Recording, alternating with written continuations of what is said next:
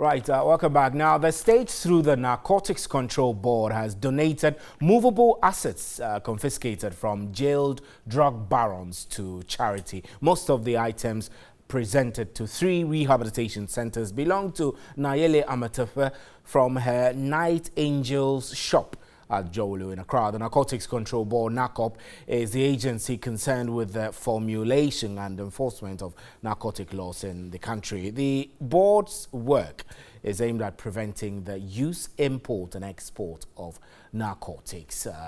We have in the studio tonight Nana Osei Nkwantebisa, who is head of communications at the Narcotics Control Board. He's joining me. Good evening, sir, and thank you very much for your time. So I know that there are many people who keep wanting to see NACOP being a bit more forceful in its enforcement, and so seeing that you have confiscated movable property belonging to drug barons and going ahead to give it to charity in accordance with law, it sounds good news. But those 3 institutions who received the items would have wished that you gave them something else, maybe food or cash, and they really wanted you to auction those things and bring them the cash. Why was that not possible? Well, thank you so much for the opportunity, and good evening to your cherished viewers. I think that has been initially our position when we were chasing the case in court, and it was on the judge's discretion to give us that no, we wouldn't take that. We would prefer you donate it directly to the beneficiaries. So that is exactly what we did. We only have to follow what the judge have to say. But we do share their sentiment, because as Oliver Twist always, they will always ask for more. Well, in this instance, they were not asking for more. Yes. They were asking for what really they need to take care of the clients there. We wish we could have auctioned it and get the money and use it to buy those things. But our hands were very tight by the court's decision. So we had no option than to present the items as they were, as you did. Now, yes. I know NACOP, you've been doing quite good work, but we don't get to hear of you until some huge international arrest and all of that. You know, let us know what you have been doing in the past few maybe months in terms of safeguarding our country's image in narcotics. I'll come to that, how we're ranked and all of that. But tell us the work you've been doing on the ground, which possibly might not be as visible as Ghanaians would want.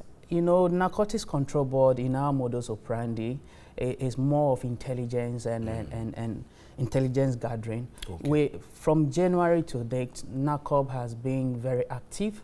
We've been going around schools, marketplaces, mosques to do more of education. We've been intensifying education from January up to date. Thanks be to our new executive secretary and his able deputy. They've been very solid behind the entire team. The arrest, it is not only, you know, we media always want to get spillover of information, but from January up to date, we've arrested more than 10, and not all arrests are being brought to the public domain, because in our operations, one arrest will lead to another. We need to do investigations. Our investigators have to go beyond what and you possibly do not want to alert other criminals linked to specific rings. Exactly. It's only the spillovers that when the media gets the high-profile cases, then we try to make news out of it. But we've been very active. We've been on the ground. We go to schools. We have 3 departments of NACOP. We have the enforcement aspect, who are always at the airport, port of entries and exit places, airport, avians, harbour, all over the places. When you come to demand reduction, that's where you have the education unit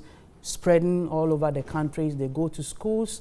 This week has been very phenomenal as we get through our World Drugs Day celebration come on Monday.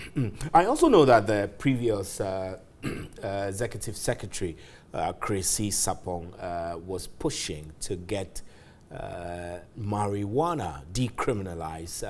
Well, I mean, there were lots of arguments that went into that, but Ghana has been ranked as #1 consumer in marijuana. This situation is pretty worrying. What is NACOP doing about it? Steve, I think whether Ghana being ranked the first or the last, well, the main issue that we need to look at is to how do we get our institutions together, especially giving NACOP the main limelight to intensify its operation. That is what we are looking at. NACOP is. So you think that if NACOP is more empowered, it can clamp down on marijuana use?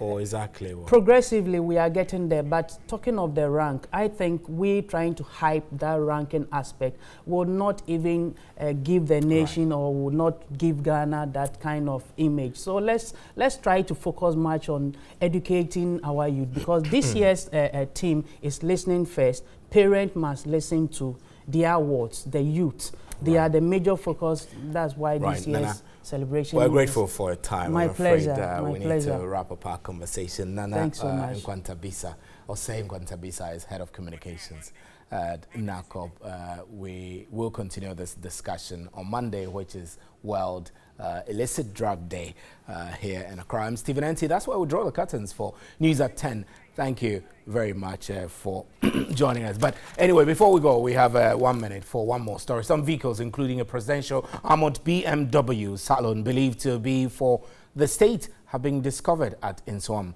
in the eastern region. The custodian of the vehicles claimed they are seized property by the courts. The Presidential Task Force in charge of retrieving government property led the media to Oforikuma, a suburb of Nsawam, where a fleet of what is suspected to be state vehicles were found. The vehicles comprise one Toyota Land Cruiser, two Ford Expedition, a Jeep, Pajero, two Nissan pickup, and an armored BMW saloon.